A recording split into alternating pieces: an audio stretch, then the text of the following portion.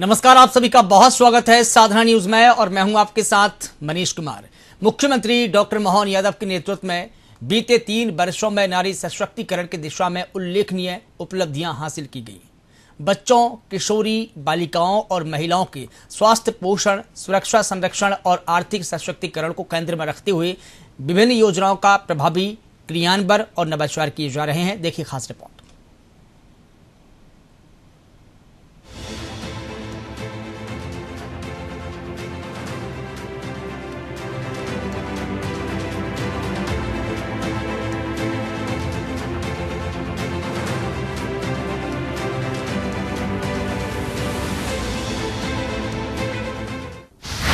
गर्भवती महिलाओं के लिए पहल। प्रधानमंत्री सुरक्षित मातृत्व अभियान के तहत दूसरी और तीसरी तिमाही में निशुल्क प्रसव पूर्ण जांच की सुविधा। राज्य में 672 स्वास्थ्य संस्थानों में प्रत्येक माह 9 और 25 तारीख को EPM-SMA का आयोजन। वर्ष 2016 से मार्च 2026 तक 58,63,000 गर्भवती महिलाओं की जांच विशेषज्ञों द्वारा की गई। सुमन कार्यक्रम राज्य स्तरीय integrated command control centre AIIMS में स्थापित है। इसके साथ 10 मेडिकल कॉलेज और 51 जिला अस्पतालों में सुमन हेल्प डेस्क स्थापित की गई है। इसमें उच्च जोखिम वाली गर्भवती महिलाओं और शिशुओं की निगरानी एवं निशुल्क सेवाओं की सुविधा भी उपलब्ध है। एनीमिया एवं पोषण नियंत्रण। एनीमिया मुक्त भारत अभियान के तहत फेरस एस्कॉर्बिट टैबलेट और आयरन इंजेक्शन से उपचार। वित्तीय वर्ष 2025-26 में 2,37,000 महिलाओं का उपचार। डबल फोर्टिफाइड नामक योजना से 1 करोड़ 9 लाख लाभार्थियों को लाभ। 8,08,000 गर्भवती महिलाओं की स्किल सेल स्क्रीनिंग। मातृ स्वास्थ्य सेवाओं का सुदृढ़ीकरण। 162 स्त्री रोग विशेषज्ञों को प्रशिक्षण। 123 सरकारी संस्थानों में सोनोग्राफी सुविधा। उच्च जोखिम गर्भवती महिलाओं के लिए 229 बर्थ वेटिंग होम स्थापित। वित्तीय सहायता योजनाएं। जननी सुरक्षा योजना के अंतर्गत 2018 से 2026 में 74,75,000 लाभार्थियों को 218.06 करोड़। मुख्यमंत्री श्रमिक सेवा प्रसूति सहायता योजना के तहत 16,000 रुपए की सहायता। 2018 से 2026 में 47,45,000 लाभार्थियों को 3,993.13 करोड़ वितरित। डिजिटल नवाचार। अनमोल 2.0 पोर्टल के माध्यम से गर्भवती महिलाओं और नवजातों की डिजिटल ट्रैकिंग। सुमन सखी चैटबॉट द्वारा गर्भावस्था, प्रसव और नवजात देखभाल संबंधी जानकारी उपलब्ध। महिलाओं के स्वास्थ्य के लिए स्क्रीनिंग। सर्वाइकल और स्तन कैंसर की जांच। 73,76,000 महिलाओं की स्किल सेल स्क्रीनिंग। राज्य में मातृ मृत्यु अनुपात 188 से घटकर 142 प्रति लाख जीवित जन्म हुआ। नवजात और बच्चों के लिए सेवाएं। राज्य में 62 SNCU, 200 न्यूबॉर्न स्टेबलाइजेशन यूनिट और 22 मातृ नवजात देखभाल यूनिट संचालित। 67 पीडियाट्रिक ICU और 318 न्यूट्रिशियल रिहैबिलिटेशन सेंटर कार्यरत। आशा कार्यकर्ताओं द्वारा घर आधारित नवजात देखभाल सेवाएं। सामुदायिक कार्यक्रम। दस्तक अभियान और सांस अभियान के माध्यम से बच्चों की बीमारियों की पहचान और उपचार। मिशन इंद्रधनुष के तहत 10,14,000 गर्भवती महिलाओं और 37,77,000 बच्चों का टीकाकरण। स्वास्थ्य संकेतकों में सुधार। 5 वर्ष से कम आयु मृत्यु दर 62 से घटकर 44 प्रति 1,000। नवजात मृत्यु दर 34 से घटकर 27 प्रति 1,000। सामुदायिक जागरूकता और सहभागिता। ग्राम सभाओं, VHSND, स्वयं सहायता समूहों और डिजिटल प्लेटफॉर्म के माध्यम से जागरूकता अभियान। पंचायतों, सामाजिक संगठनों, चिकित्सक संगठनों और जनप्रतिनिधियों की सक्रिय भागीदारी। शून्य मात्र एवं नवजात मृत्यु वाले पंचायतों को प्रोत्साहन देने की पहल। महिला सशक्तिकरण के लिए जीवन चक्र आधारित दृष्टिकोण अपनाया गया है। इसमें जन्म से लेकर आजीविका और नेतृत्व तक महिलाओं की आवश्यकताओं को दृष्टिगत रखते हुए योजनाएं संचालित की जा रही हैं। मध्य प्रदेश में गर्भवती महिलाओं और बच्चों के समग्र स्वास्थ्य और पोषण देखभाल के लिए मातृ शिशु संजीवनी अभियान प्रारंभ किया गया। गर्भवती महिलाओं और बच्चों के स्वास्थ्य और पोषण को सुनिश्चित करने के लिए मातृ शिशु संजीवनी अभियान को प्रमुखता से लागू किया जा रहा है, जिसका उद्देश्य उच्च जोखिम वाली गर्भावस्था, कुपोषण, एनीमिया और मातृ शिशु मृत्यु दर को कम करना है। इसमें हर महीने की 9 तारीख को निशुल्क जांच, पौष्टिक आहार और स्वास्थ्य परामर्श शामिल हैं।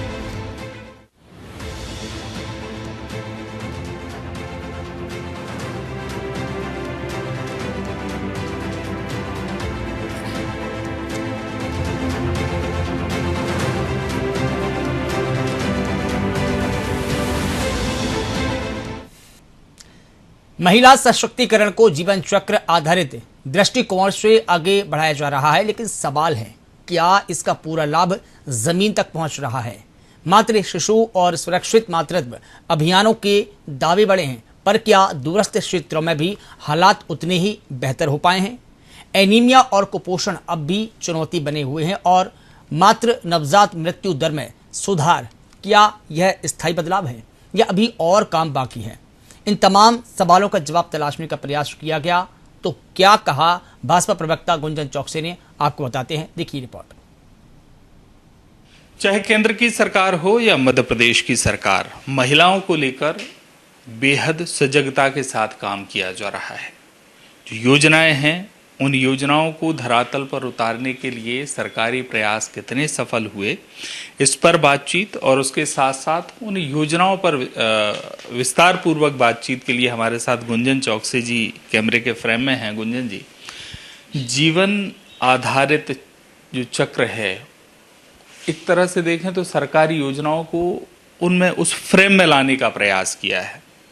कितना धरातल पर उतरती दिखती हैं योजनाएं?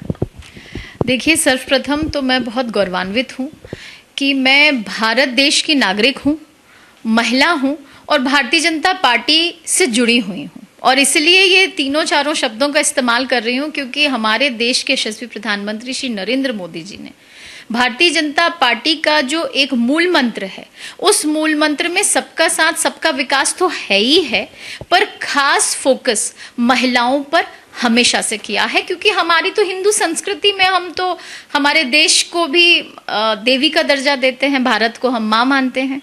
हम धरती माँ, जगत जननी माँ, अपनी जननी माँ और कन्या पूजन भी हमारे हिंदू संस्कृति में शामिल है। तो महिलाओं को देवी समान पूजने वाला देश भारत में हम रहते हैं और भारतीय जनता पार्टी तो महिलाओं को उसी देवी स्वरूपा के रूप में देखते हैं।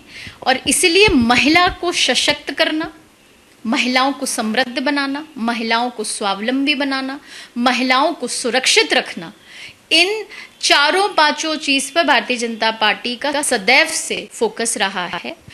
जन्म से लेके मृत्यु तक, जब छोटी बच्ची होती है और जब बुजुर्ग महिला, उसका देखभाल कैसे सरकार करे, इसके लिए फोकस रखते हैं। और इसलिए अनगिनत योजनाएं, हमारे प्रदेश की बात कर लूं या केंद्र की बात कर लूं, बच्चियों को लेकर, महिलाओं को लेकर, बुजुर्ग महिलाओं को लेकर चल रही हैं।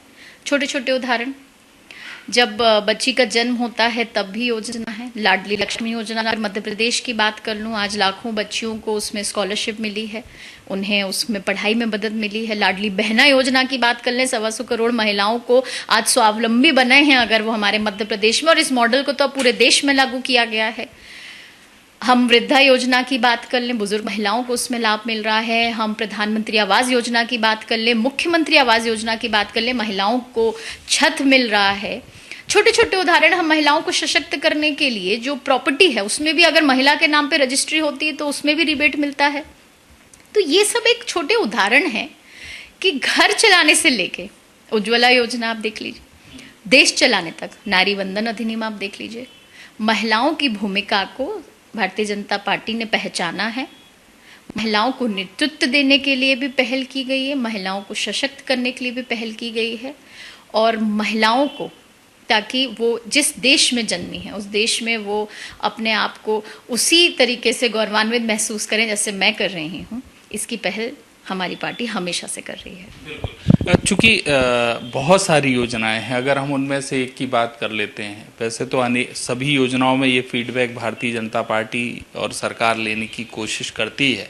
आज ही मध्य प्रदेश के मुख्यमंत्री डॉक्टर मोहन यादव सुशासन भवन में बैठे थे और ज़मीनी स्तर पर क्या काम हो रहा है ये उन्होंने फीडबैक लिया। लेकिन हम बहुत सारी योजनाओं को देखते हैं कि ग्रामीण स्तर पर उन्हें पहुंचाना कठिनाई होती है। ऐसे में अगर हम मातृ शिशु संजीवनी अभियान की बात कर लें, क्या ग्रामीण स्तर से भी इस तरह का फीडबैक मिल पाता है कि हाँ 100% उसका रिजल्ट आ रहा है? देखिए, जिस योजना की आप बात कर रहे हैं बिल्कुल उसका 100% रिजल्ट ग्रामीण क्षेत्रों में मिला है, और आंकड़े बोलते हैं। धरातल पे जो हो रहा है वो प्रैक्टिकल तो है ही है, लेकिन अब आंकड़े बात कर रहे हैं। शिशु दर कम हुआ है, मातृ दर मृत्यु दर कम हुआ है। लिंग अनुपात का आपको मैं अगर फर्क बताऊं तो आज से 20 साल पहले जो लिंग अनुपात 1000 पे 956 लड़कियां थी, अब वो 1000 पे 912 है। तो आप ये फर्क समझ रहे हैं, जो पहले भ्रूण हत्या कर दी जाती थी लड़कियों की, आज उसमें बदलाव है, क्योंकि अब समाज भी जागरूक है और समाज जानता है कि अगर लड़की हुई तो जन्म से लेके उसकी वृद्धावस्था तक सरकार उसके साथ है। तो यही फर्क इसलिए हमें देखने को मिलता है।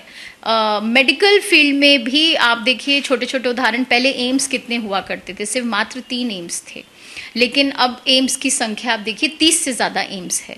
तो जहाँ ऐसे मेडिकल कॉलेजेस भी आ रहे हैं, CM राय स्कूल्स आ रहे हैं बच्चियों के लिए कई। अब बजट में इस बार मैं छोटा सा उदाहरण देती हूँ, इस बार बजट आपने देखा होगा, इस बार बजट में आया है कि अब हर एक जिले में एक गर्ल्स हॉस्टल होना अनिवार्य है। तो ये उदाहरण है कि हम बच्चों को एजुकेशन की तरफ भी बढ़ावा दे रहे हैं, बच्चों हम उनके हेल्थ में ध्यान दे रहे हैं, उनके एम्प्लॉयमेंट में ध्यान दे रहे हैं। हम स्वदेशीकरण की तरफ बात करते हैं तो स्टार्टअप्स में जो महिलाओं का स्टार्टअप्स है उनमें रिबेट ज़्यादा है। तो हम महिलाओं को ओवरऑल, महिलाओं की पूरी डेवलपमेंट के लिए सरकार प्रतिबद्ध है और उस पर काम भी कर रही है। आपने एम्स का उदाहरण दिया है, चाहे सुमन अभियान हो और चाहे एम्स हो, कमांड एंड कंट्रोल स्थापित किए। खासतौर से अगर देखें तो जो हाई रिस्क प्रेगनेंसी के मामले आते थे, चूंकि हम मात्र मृत्यु दर, शिशु मृत्यु दर की बात कर रहे हैं, हाई रिस्क प्रेगनेंसी मामलों में बहुत मुश्किल होता था और शायद उसको ओढ़कर भी नाखूनों को छिपाने का प्रयास होता था। क्या आपको लगता है कि ये कमांड एंड कंट्रोल, एम्स हो चाहे सुमन हो, दोनों में ये बहुत प्रभावी रूप से काम कर पा रहे हैं? बहुत ज़्यादा भैया। देखिए, 51 से ज़्यादा जिलों में हेल्थ डेस्क स्थापित की गई है। महिलाएं वहां बहुत आसानी से पहुंच रही हैं और अपनी जो हेल्थ रिलेटेड इश्यूज हैं उसको सॉल्व भी कर रही हैं। मेरे सामने आज आंकड़े भी रखे हैं। अगर मैं बात करूं तो मृत्यु दर 62 से घटकर 44 हो गया है।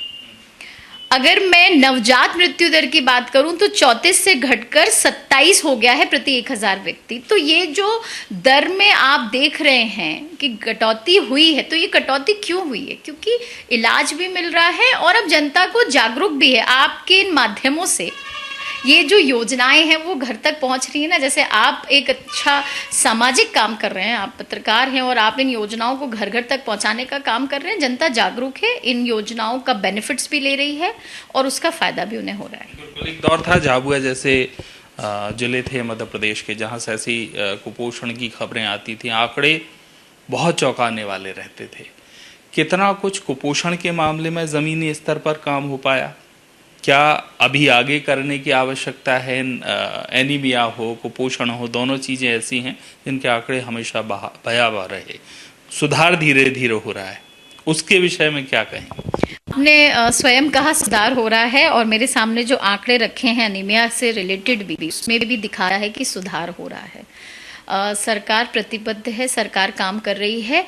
और सरकार, अगर एक तरफ हम विकसित राष्ट्र 2047 की संकल्पना कर रहे हैं, तो विकसित राष्ट्र 2047 का जो हमारा एक मोटिव है, जो विजन है, जो मिशन है, वो तभी पूरा होगा जब हमारे देश में बच्चे सुरक्षित होंगे, जब हमारे बच्चों के अंदर ये जो कुपोषण जैसी जो एक भयावह स्थिति थी उससे हम धीरे धीरे बाहर आ रहे हैं और 2047 तक हम पूर्ण रूप से एक ऐसे राष्ट्र की कल्पना कर रहे हैं और उस पर काम कर रहे हैं जहां महिलाएं, बच्चे, युवा, किसान, गरीब, ये सभी जाति सशक्त रहे, समृद्ध रहे, स्वावलंबी रहे और सबका कल्याण हो। आंकड़ों में सुधार हो रहा है, दोनों ही, चाहे शिशु मृत्यु दर हो, मातृ मृत्यु दर हो। ये फौरी समाधान है या स्थायी मान लिया जाए इसे? भारतीय जनता पार्टी में सब कुछ स्थायी होता है, क्योंकि हमारा मिशन, हमारी सरकार का, हमारे वरिष्ठ नेतृत्व का, हमारी विचारधारा है और वे विचारधारा जन कल्याण की है। ये विचारधारा किसी के लिए भी कुर्सी, सत्ता, किताबों पर आंकड़ों की नहीं है और तभी मध्य प्रदेश में जनता का प्यार भी मिलता आ रहा है भारतीय जनता पार्टी को। चाहे विधानसभा चुनाव रहे हों, लोकसभा चुनाव रहे हों, जहाँ जहाँ उपचुनाव रहे हों, हर जगह अगर जनता समर्थन दे रही है तो उसके पीछे यही विश्वास है, यही प्यार है। जनता जानती है कि जनता के लिए कोई जेन्युइनली काम कर रहा है तो वो भाजपा कर रही है, करती रहेगी और हमेशा करती रहेगी। तो एक परिपक्व प्रवक्ता की भूमिका में गुंजन जी ने ये भी कहा कि ये आंकड़े स्थायी रूप से सुधरे हैं और उसके साथ साथ किस तरह से इस मसले पर सियासी लाभ पार्टी को मिल रहा है उस पर भी उन्होंने फोकस किया है। तो कुल मिलाकर चिंता जो हमेशा से रही वो महिलाओं के स्वास्थ्य की रही, नवजात शिशुओं के स्वास्थ्य की रही और इन मामलों में केंद्र सरकार हो चाहे मध्य प्रदेश की डॉक्टर मोहन यादव सरकार हो, स्वास्थ्य सुविधाओं में सुधार के साथ साथ सुपोषण के अभियानों का बजट बढ़ाकर इस दंश को कम करने का प्रयास सरकारों ने किया है। कैमरामैन आदर्श चौधरी के साथ हित किशोर शर्मा।